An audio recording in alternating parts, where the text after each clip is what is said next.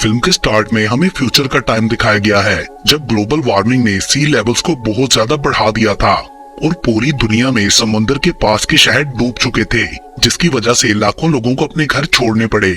और अब इस बदलते मौसम की वजह से पूरी दुनिया को फूड शॉर्टेज का भी सामना था। सो ओवर पॉपुलेशन को कंट्रोल करने के लिए गवर्नमेंट ने प्रेगनेंसी को लाइसेंस कर दिया, मतलब कि बिना लाइसेंस के कोई भी माँ बाप नहीं बन सकता। साथ ही साइंटिस्ट ने मेका नाम के रोबोट्स की एक सीरीज क्रिएट की, जिसे इंसानों की तरह जिंदा रहने के लिए ज्यादा रिसोर्सेज नहीं चाहिए होते। इन मेकास का इन्वेंटर प्रोफेसर होबी एक फीमेल मेका को कॉन्फ्रेंस में लाकर एक्सप्लेन करता है कि इन रोबोट्स को डैमेज और पेन पर रिएक्ट करने के लिए प्रोग्राम किया गया है, और साथ ही इन्हें ये भी याद होता है कि डैमेज से कैसे बचना है, बिल्कुल इंसानों की तरह। लेकिन अनफॉर्चुनेटली इनमें इंसानों की तरह इमोशंस नहीं है, और इस बात को ओवरकम करने के लिए प्रोफेसर होबी अब अपने एक नए प्रोजेक्ट पर काम कर रहे हैं, जिसमें वो एक चाइल्ड रोबोट प्रोग्राम करेंगे जो अपने पेरेंट्स से प्यार करेगा। और ये रोबोट उन कपल्स को दिया जाएगा जिन्हें बच्चा चाहिए, लेकिन वो प्रेगनेंसी लाइसेंस नहीं ले सकते। देन हमें इस प्रेजेंटेशन के 20 महीने बाद का टाइम दिखाया जाता है, जहां हम एक कपल हेनरी और मोनिका को देखते हैं। वो हॉस्पिटल में अपने बेटे मार्टिन से मिलने जा रहे थे, जिसे एक अजीब बीमारी हो जाने की वजह से आइसोलेशन में रखा गया था, जब तक कि उसकी बीमारी का इलाज ना मिल जाए। डॉक्टर्स को मोनिका की भी फिक्र थी, जो कि रोज मार्टिन से मिलने आया करती थी, इस उम्मीद के साथ कि वो ठीक हो जाएगा। डॉक्टर्स हेनरी से बोलते हैं कि वो मोनिका को लाइफ में आगे बढ़ने के लिए समझाए। हेनरी बीटा टेस्टिंग साइबरट्रॉनिक्स के लिए अप्लाई करता है, तो हॉबी उसे अपनी लेटेस्ट इन्वेंशन की टेस्टिंग के लिए चूज कर लेता है, और ये इन्वेंशन उसी चाइल्ड मेका रोबोट की थी, जिसका नाम है डेविड। इस मेका रोबोट को लव इमोशन टेस्ट करने के लिए बनाया गया था। मोनिका इस आइडिया पर हेनरी से नाराज होती है और बोलती है कि वो मार्टिन को रिप्लेस करने की कोशिश कर रहा है, जबकि वो अभी तक मरा नहीं।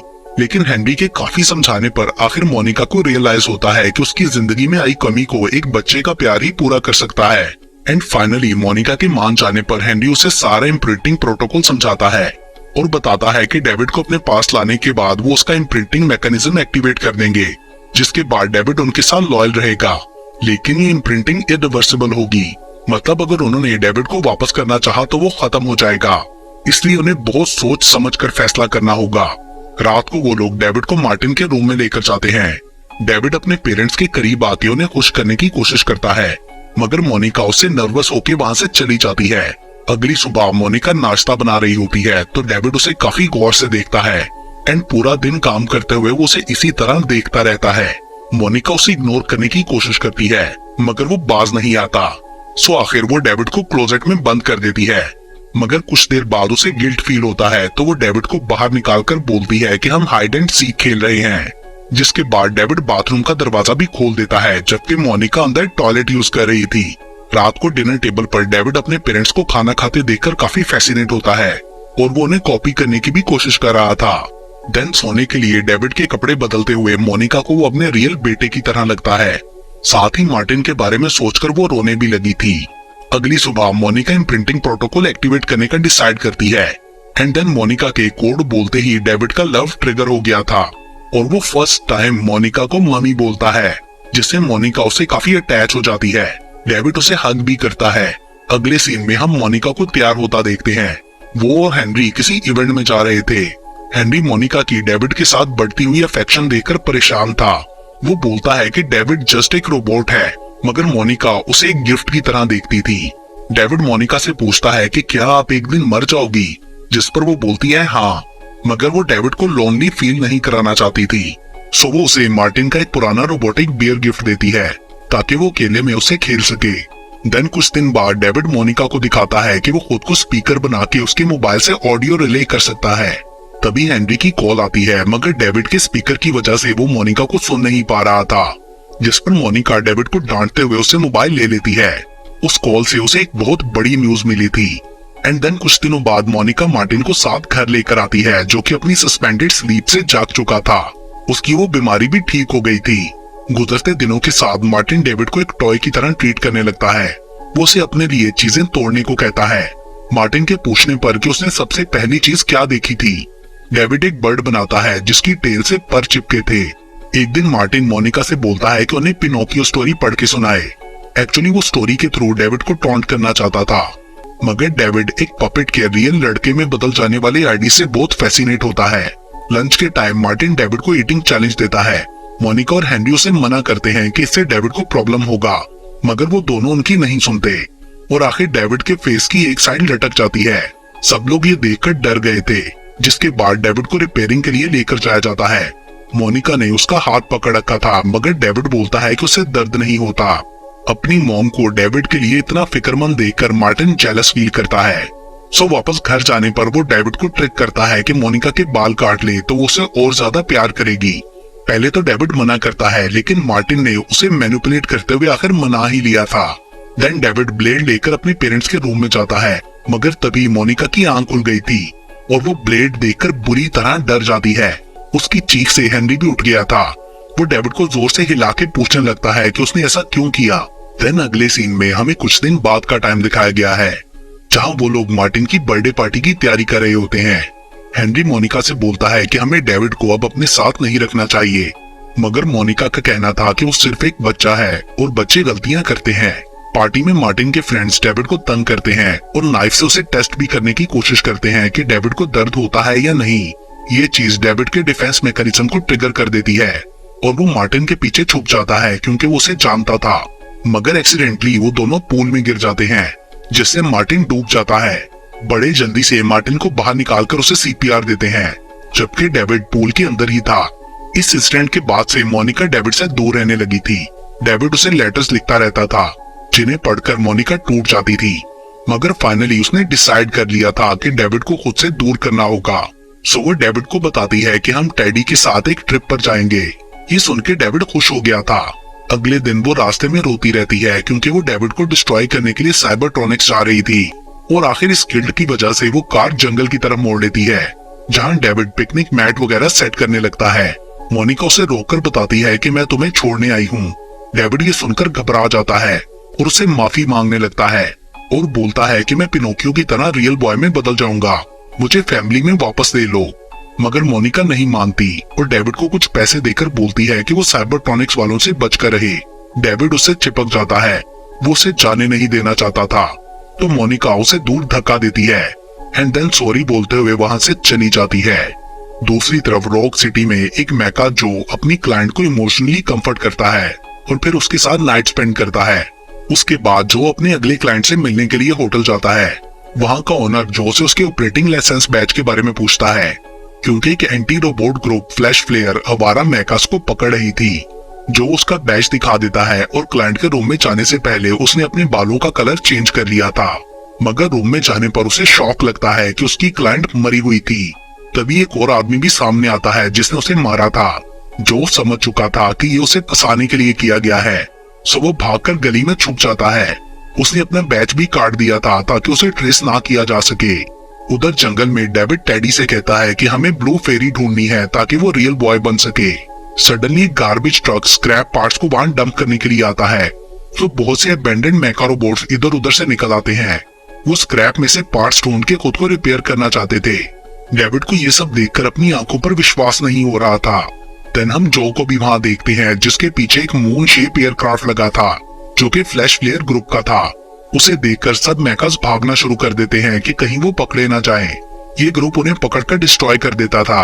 उनके कुछ साथी बाइक्स पर भी थे, जो कि टाउन में पहुंचकर कुछ मैकास को मैग्नेटिक डिस्क के थ्रू पकड़ लेते हैं।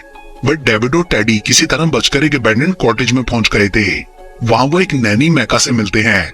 अनफॉर्चुनेटली वो बाइक वाले वहां भी आ जाते हैं और वो कॉटेज की दीवार तोड़कर उन सबको पकड़ लेते हैं और एयरक्राफ्ट ने भी जो को पकड़कर केज में डाल दिया था। टेडी डेविड के हाथ से गिर गया था, मगर टेडी फिर भी एयरक्राफ्ट का पीछा करने लगता है। लेटर ऑन एयरक्राफ्ट सबको फ्लैश फ्लेयर शो में ले जाता है, जहां उन्हें डिस्ट्रॉय किया जाना था। वहां के एम्प्लॉयज टेडी को उठा के लॉस्ट एंड फाउंड बॉक्स में डाल देते हैं। उसके बाद अबेंडेंड मैकास को कैनन में डाल के डिस्ट्रॉय किया जाने लगता है और क्राउड चीयर्स कर रहा था। ये देखकर डर के मारे डेविड जो का हाथ पकड़ लेता है। टेडी किसी तरह बॉक्स से बाहर निकलकर डेविड को ढूंढ लेता है। तभी एक छोटी बच्ची वहां आके टेडी को उठाती है। उसे डेविड को देखने पर लगता है कि वो रियल है। उस बच्ची का डैड उस शो का एक प्रोग्रामर था। वो ये सब कैमरा में देखकर उसके पास आ जाता है और पोर्टेबल एक्सरे से चेक करके कंफर्म करता है कि डेविड एक रोबोट है। एंड वो डेविड के एडवांस सिस्टम को देखकर काफी हैरान था। एंड उसके और शो रनर के बीच इस बात पर बहस होने लगती है। वो डेविड को भी शो में डालना चाहता था, मगर प्रोग्रामर का कहना था कि डेविड बहुत कीमती है और at last show runner David को ऐसे ट्रैप गेम के लिए ले जाता है। डेविड ने जो का हाथ पकड़ रखा था, सो वो भी साथ आ जाता है। शो रनर क्राउड को डेविड दिखाते हुए बोलता है कि इसकी वजह से ह्यूमन पॉपुलेशन की इंसल्ट हुई है, मगर क्राउड साइलेंट हो जाता है क्योंकि उन्होंने कभी बच्चे को शो में नहीं देखा था। एंड देन अचानक एसिड कंधों पर गिरने से डेविड रोने और चीखने लगता है, जिससे लोगों को लगता है कि डेविड रियल बचा है और वो सब लोग शो रनर पर गुस्सा होकर चीजें फेंकने लगते हैं। ये देखकर वो प्रोग्रामर गार्ड्स को ऑर्डर देता है कि जो और डेविड को छोड़ दे, जिसके बाद वो दोनों वहां से भाग जाते हैं। अगले सीन में हम हॉबी को देखते हैं, जिसके ऑफिस में डेविड की फोटोज लगी थी और ये रिवील होता है कि डेविड को हॉबी के बेटे के मरने के बाद सेम उस जैसा डिजाइन किया गया था। तभी एक टीम वहां आके हॉबी को बताती है कि डेविड को फ्लैश फेयर में देखा गया, लेकिन अब वो ठीक है। दूसरी तरफ जंगल में डेविड और टेडी मून को देखकर डर जाते हैं। उन्हें लगा था कि ये फ्लैश फेयर का एयरक्राफ्ट है और वो अपना रास्ता बदल लेते हैं। डेविड जो को बताता है कि उसे ब्लू फेरी ढूंढनी है, जो उसे अपने साथ रॉक सिटी चलने के लिए कहता है, मगर इसके लिए उन्हें राइड चाहिए थी। सो रोड पर उन्हें एक गाड़ी में कुछ लड़के मिलते हैं और जो होलोग्राम पेन से उन्हें मैनिपुलेट करते हुए मेका वुमन प्रोवाइड करने का प्रॉमिस करता है, जिस पर वो लोग उन्हें राइड दे देते हैं। देन सिटी पहुंचकर जो डेविड को वहां का टूर कराता है, सब चीजों के बारे में समझाते हुए। डेविड वहां एक एंजल के स्टैचू को देखकर काफी हैरान होता है, क्योंकि उसे लगा था कि ये ब्लू फेरी है। वो चर्च में एंटर होने की कोशिश करता है तो जो उसे रोक देता है।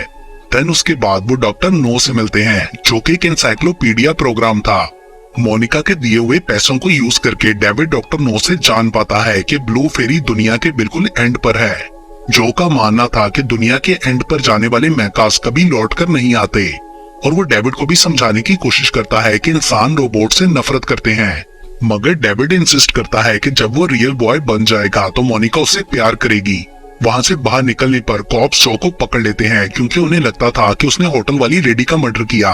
उधर डेविड पुलिस के हेलीकॉप्टर में बैठकर पावर बटन ऑन कर देता है, मगर वो उसे संभाल नहीं पा रहा था, जिससे वहां क्योस फैल जाता है।